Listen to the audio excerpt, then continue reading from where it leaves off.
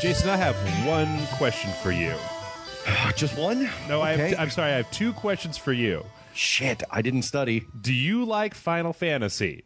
No! Do you like rhythm games? Fuck you! Well, then have I got a game that you're gonna fucking hate. Oh, that's what I love. I'm hanging up now. So we're talking about Theatrhythm Final Fantasy for the 3DS today. And Is that how you pronounce it? I do not... Theatrhythm. Theatrhythm. Theatrhythm. I don't Theatrhythm. know. I don't know. And boy, is it ever summer here in the gaming world. The long summer of our discontent. That's right, because no other time, and I was, playing this game, and I had this weird interest in it, but God, at this point, I kind of wish that there was other games out there. But you know what? We'll get a little bit ahead of myself. Let's talk Take a little bit about back. Yeah. Let's think about what this is. So, this is a new 3DS game by Squeenix that is essentially on the Nintendo DS. There were a whole bunch of rhythm games that came out. There was Elite Beat Agents, and then the one that I liked, the Japanese version, which was Asutateke Oendan. I'm sure I'm saying that wrong. And essentially what Square has done is they decided to make their own music-based rhythm, tap your stylus, portable game, but it's all based on the music of Final Fantasy. And it is based on all of the music of Final Fantasy. It goes from 1 to 13, and no Mystic Quest and the weird stuff, no 13-2, but basically it tracks the music of Final Fantasy through all of the Final Fantasy games that are all the standard big number Final Fantasy games that have been out. And I was kind of interested in this because I looked at it, and the cast of characters, there's a whole bunch of characters in this game, and they're all based on this PSP game called Final Fantasy Dissidia. That was this weird fighting game where all the one character from every Final Fantasy universe came into this universe, and they would fight against one villain from all the other Final Fantasy universes. Really strange game. I thought it was a really fun PSP game, though, because you could level your guys up, you could equip them with different stuff, that whole number. Dissidia, yeah. And so when you look at the front of the box art for this game, it's got all the characters, all the main characters that they brought in for Dissidia, except that they've all been converted into these weird, dead-eyed, psycho paper doll-looking things that are just too super cutesy to hardly even look at. So, and this game has a story, which is a little strange because the story is very similar to the Final Fantasy Dissidia series, where you've got the god Cosmos and goddess Cosmos and the god Chaos, and Chaos comes in and corrupts the rhythm crystal, which throws everything out of whack. So you've got to put together like a party of people and go play through these stages that are each based on the music from one specific Final Fantasy game. And is the rhythm crystal like the Tesseract from the Avengers? Oh, or the Cosmic Cube?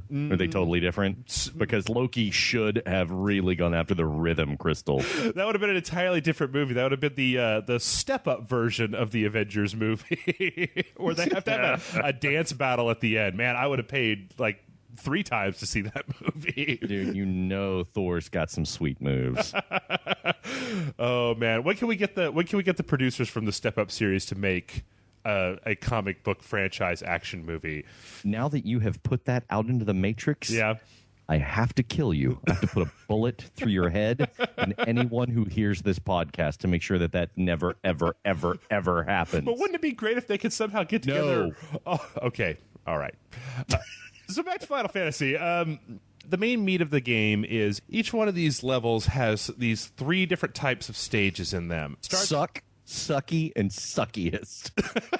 Is that how it goes? I'm just guessing. You can use Final Fantasy terminology. It'd be suck, and it'd be sucka, and then suckaga would be the third level. But no, there's 3 different distinct types of mini games. One of them is called field music, where you've got a little character walking to the left, and you're tapping in time to to whatever the music they have that's going on, and if you miss a couple beats, it hurts your character, and you've got a party of 4, so you have to make sure that you have enough of them to get through the whole thing.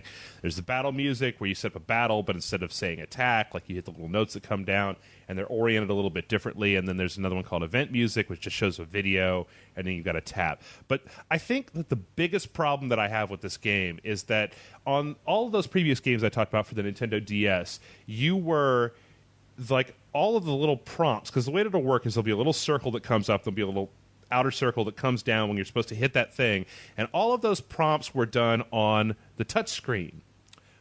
But because the 3DS puts all of the 3D on the non-touch screen, you basically were using the bottom screen was where you had your stylus and you were doing your tapping in time and doing stuff, but then you were looking the whole time at the top screen. So there was this weird kind of like disconnect between what you're doing and what you're seeing, which was, it just didn't. I mean, it was fine, and but what happens when you do that is that they have to make the whole game easier. So it's a lot easier than those previous rhythm games because you have to be able to do it kind of without looking, which is a little bit of a drag. But if you are, it does its job well. They've got a good selection of music, and if you're looking for something that's got, if you're a fan of this stuff, if you're the kind of person who's got like symphonic CDs of the Final Fantasy music, this is definitely going to be a game that you're going to like. Yeah, and if you are one of those people, kill yourself. Oh, come on, Jason. Come on. I'm going to find a Final Fantasy game that you'll like one of these days. The early ones. The early ones are cool. Well, you know what? They have all those here. And in fact, I'm talking like pre-7. Yeah. They start with 1 and they go all the way. And I mean, they go all the way through because in the U.S. it was 1, 4, and 6. Yeah. And they go through 1, 2, 3, 4, 5, 6. I mean, all the way up, correctly numbered to 7, then all the way up to 13. And what's actually kind of cool about this game is that the earlier stuff, like you would expect somebody like Square to have gone back in and taken some kind of like symphonic remix, or here's the dubstep version that we got Skrillex to make of the Final Fantasy 1 music, but it's all that old chiptune sounding, the 8-bit stuff for the NES games, the 16-bit stuff for the Super Nintendo games, all the way up to, in the latest games there actually is real music, but all the old stuff, it's very Square 8-bit sound and stuff, which is cool because it kind of gets you into that a little bit of nostalgia. I think it would have been a little bit cooler if the actual characters that were on the screen all looked like they did in those games, but that's a lot of work for what is essentially this is like a fetish game now that I think about it. You're not selling me on it. I could almost see this scenario where somebody wrote some kid who was a big fan of this stuff wrote to Square with, "Dear Square, I like rhythm games, but there isn't one that has all the Final Fantasy music. It would make me so happy if you would make one." Oh man, I can. I don't know. I can understand the admiration of the Final Fantasy music. I know that there have been like limited edition CDs of those that are out and available, but I didn't play it. I should withhold judgment. No, I'm not going to withhold judgment on the concept. Yeah. I will give the concept a fuck you. Right now. I'm just going to say that right now. Oh. But you continue. But we haven't even gotten to the best part, Jason. Oh boy, is there a dancing element or no? Like make your chocobos do the fucking achy breaky or something? Nope. Even better than that. What? There's an upgrade mechanic. Oh, here we go.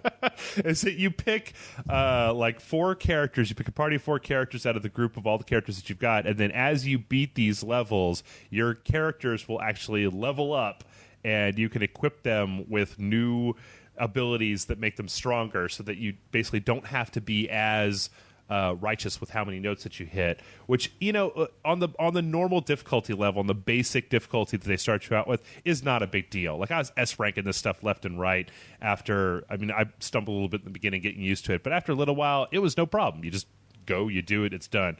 But later on, there is challenge mode, and then there's a chaos tower, which is another mode that has a whole other set of music in it that all goes a hell of a lot faster. So instead of, tap, tap, to tap, tap, tap, you're like tap, tap, tap, tap, tap, tap, tap, tap. You're doing stuff really fast, and there's little movements you have to do where you have to flick the stylus in one direction.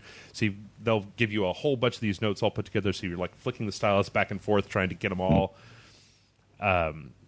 Which, it's kind of like any other rhythm game, is once you get done with the basic stuff, you get up to the crazier difficulty level, which makes things, which keeps a fair amount of interest in the game once you've finished with the relatively simple main campaign. Are you going to have like a Facebook post where you get really excited saying, I just unlocked total faggotry today. I'm so happy. Well, not in this game. I thought that's an Xbox Live achievement, right? Oh, okay. Sorry. So this game also has downloadable content. So if you want to buy more songs to play, Nintendo's putting them out on the Nintendo, or Square's putting them out on the Nintendo eShop. You could buy them, download them onto your thing, do more of them. And, I don't know if I have really all that much else to say about this, because at this point, if you've been listening to this review, you either know whether you're interested in this or not, because it's got a very, very limited scope as far as who is going to be playing this game. Yeah. So that's putting it lightly. Yeah.